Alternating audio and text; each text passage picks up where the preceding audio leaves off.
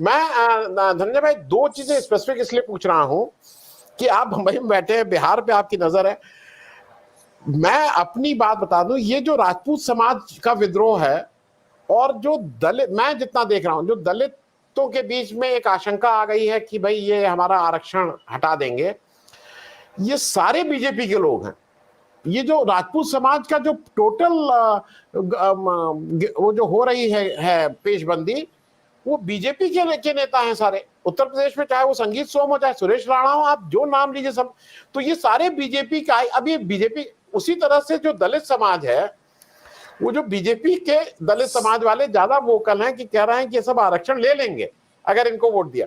तो एक तो मैं आपकी मतलब आपके यहाँ इसका कोई फर्क तो नहीं होगा राजपूत राजपूत का, लेकिन दलित समाज का क्या फर्क है? मैं, क्योंकि प्रकाश पोहारे साहब अभी आएंगे, तो मैं वंचित बहुजन अघाड़ी, आपको भी अगर कुछ हो, क्योंकि महाराष्ट्र में थोड़ा वीबीए का भी एक असर रहता है, और थोड़ा अपने देश गांव के बारे में भी बता सकें। Second phase, third phase. Vanchit Bahujan Aghadi है प्रकाश अंबेडकर जी की, उनका अब वो असर नहीं है जो पहले कभी हुआ करता था, क्योंकि बहुत कुछ चीजें एक्सपोज हो गई। एक तो ये हुआ, कोला सीट पे खुद लड़ रहे हैं तो जाहिर है वहां असर होगा, लेकिन बाकी जगहों पे उनकी स्थिति वोट काटने वाली हुआ करती थी। पिछले लोकसभा चुनाव में भी कई जगह उन्होंने वोट काटे थे और उसका नुकसान हुआ था कांग्रेस को। लेकिन मुझे लगता है बार बार मुझे यही दिखाई पड़ता है कि इस बार वोट जो है वो मोदी वर्सेज एंटी मोदी है।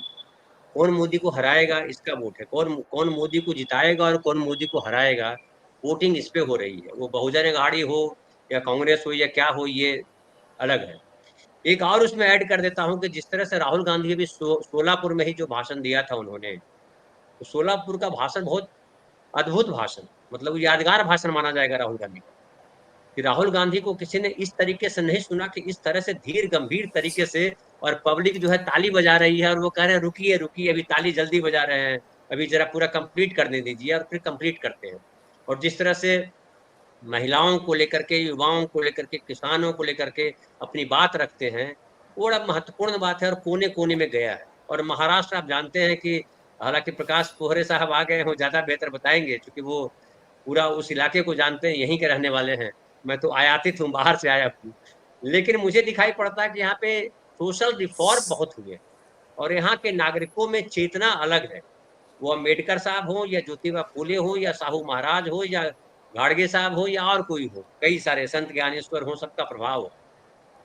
लेकिन एक और जो प्रभाव जिसको आप कह सकते हैं सावरकर का प्रभाव है या जो है संघ का प्रभाव है, यानी हिंदुइज्म का प्रभाव है। तो हिंदुइज्म के प्रभाव में दो फाड़ हो गया है, ये आप समझ लीजिए, और ये बड़ा महत्वपूर्ण है। बाहर के लोग शायद नहीं समझ रहे हैं, लेकिन महाराष्ट्र के लोग ये जानते हैं कि हिंदूवाद के नाम पर बाल ठाकरे से बड़ा हिंदू महाराष्ट्र में कोई नहीं हुआ।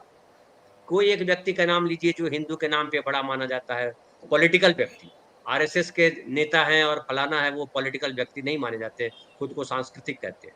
लेकिन बाल ठाकरे से बड़ा कोई हिंदू नेता है नहीं।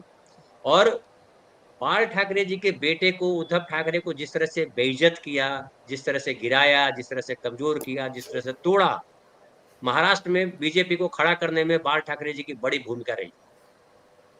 प्रकाश भाई इस पर और डिटेल बताएंगे, लेकिन मैं मानता हूं उसका असर हुआ। और आप ये भी देख लीजिए कि सबसे ज्यादा सीटें उद्धव ठाकरे लड़ रहे हैं महाविकास आघाड़ी, उसके बाद कांग्रेस है, उसके बाद एनसीपी है। फिर एनसीपी के साथ जो धोखा किया, जो प्रकाश जो जो जो शरद पवार जी के साथ धोखा हुआ, अब बतलाइए। शरद पवार जी ने एक भाषण दिया, उसमें उन्होंने कहा कि मैं अगर अपनी बेटी को आगे बढ़ा रहा होता तो प्रफुल्ल पटेल को मंत्री नहीं बनाता, और अगर अजित पवार को वो आगे नहीं बढ़ाते तो अजित पवार कहाँ होते, ये अजित पवार को बैठ के सोचना चाहिए। और अगर अजित पवार के पिता होते शरद पवार, तो क्या अजित पवार ये बोलते कि बुढ़ा हो गया घर बैठ? तो चाचा को आपने बोला, जिस चाचा ने आपको खड़ा किया उस चाचा को आपने ये कहा। फिर देखिए सबसे परे हो जाइए, सबसे महत्वपूर्ण है किसान का मुद्दा, सबसे महत्वपूर्ण है गरीब का मुद्दा, रोजगार का मुद्दा। वो खाली उत्तर प्रदेश बिहार में नहीं है, महाराष्ट्र में भी वो रोजगार का मुद्दा है। और नरेंद्र मोदी जी ने पिछले 10 वर्षों में गप करने के अलावा कुछ नहीं किया। मंगलयान पे भी वो नहीं गए थे और मंगलसूत्र में भी कोई योगदान उनका है नहीं। न मंगलयान में कोई योगदान था, न मंगलसूत्र में कोई योगदान है, और दोनों के नाम पे वोट मांग रहे हैं। पहले मंगलयान के नाम पे मांगा, मंगलसूत्र के नाम पर वोट मांग रहे हैं। तो ये गप वाली भाषा जो है, जो मीडिया ने फैला रखी है, और जो यूसुफ भाई कह रहे थे कि वो तिहाड़ी क्या बोल रहा है, वो भी बिहारी है तिहाड़ी, यूसुफ भाई तो बिहारी तिहाड़ी, और पता नहीं क्या है, क्या बोल रहा है, उसको खुद समझ में नहीं आ रहा है, वो आएगा नहीं, क्योंकि उसकी आवाज जो जा रही है ना, वो कहीं और से आ रही है। लेकिन महाराष्ट्र में मुझे लग रहा है कि बड़ी ही बुरी स्थिति में बीजेपी है, और उसकी एक और वजह ये है कि बीजेपी, समझिए कि आपका मोदी जी 4 कमरे का घर का जिक्र करते हैं, 4 कमरे का घर आपका था और उसमें से 40 मेहमान आ गए, तो जो घर में 12 लोग रह रहे थे तो बाहर सोएंगे ना, कोठे पे सोएंगे जाकर के, छत पर, या बाहर गली में चौराहे पे बिछा लेंगे अपनी चादर या अपनी खटिया, वो घर में तो मेहमानों को सोने देंगे। वही हुआ है महाराष्ट्र में। बीजेपी ने इतने नेताओं को लाया है मोदी जी के रिजीम में कि अपने वाले बाहर हो गए हैं। ये वोट जो कम आ रहा है ना, उसकी एक वजह ये भी है कि भैया तुम बाहर से नेता ले आते हो, तो बाहर से वोटर भी ले आओ। अब बिहार की बात करूं, बिहार में भी देखिए वही हुआ जो महाराष्ट्र में हो, शिवसेना को कमजोर करके बीजेपी भुगत रही है, सेम बिहार में हुआ। बिहार में नीतीश कुमार को कमजोर किया बीजेपी ने, वो लगाया उसको चिराग पासवान को। आज स्थिति क्या हो गई, बीजेपी बिहार में मजबूत पार्टी नहीं है। बीजेपी के जो भी थोड़ा जनाधार है, वो आधार जो है जेडीयू की वजह से, नहीं तो उनके जो है आज आज अगर 79-80 सीट है, 25-30-45 हो जाना चाहिए था। ये हालत है उनकी, और आने वाले समय में अभी देखिएगा क्या बुरी स्थिति होगी। चिराग पासवान को भी नुकसान होगा। मैं बार बार आपके चैनल पे भी कहता रहा हूँ कि भीतर घात की स्थिति है बिहार में भयंकर तौर पे। जेडीयू के लोग बीजेपी को वोट नहीं कर रहे हैं, बीजेपी के लोग जेडीयू को वोट नहीं कर रहे हैं, चिराग पासवान की पार्टी के लोग जेडीयू को वोट नहीं कर रहे हैं, ये स्थिति है। और अभी देख लीजिए पिछला जो अभी जो कल बीता, उसमें जो 5 सीटों पर चुनाव हुआ, 5 पर जेडीयू लड़ रही थी चुनाव, और उसमें नरेंद्र मोदी जी किधर सक्रिय दिखाई पड़े। आप देख लीजिए कि वहां जब चुनाव हो रहा था पहले फेज में, तो नरेंद्र मोदी जी हर लोकसभा में गए, चिराग पासवान की लोकसभा में के जो बहनोई है उनकी लोकसभा में गए, मांझी जी की लोकसभा में गए, विवेक ठाकुर की लोकसभा में गए, और अमित शाह जी गए सुशील सिंह की लोकसभा में। लेकिन जब जेडीयू की जो सभाएं हुई उसमें कहाँ आए। ये भी कहा गया कि नीतीश कुमार जी को अब नहीं चाहते हैं नरेंद्र मोदी जी की वो मंच साझा करें, क्योंकि नीतीश कुमार जी 400 को 4000 बोल देते हैं।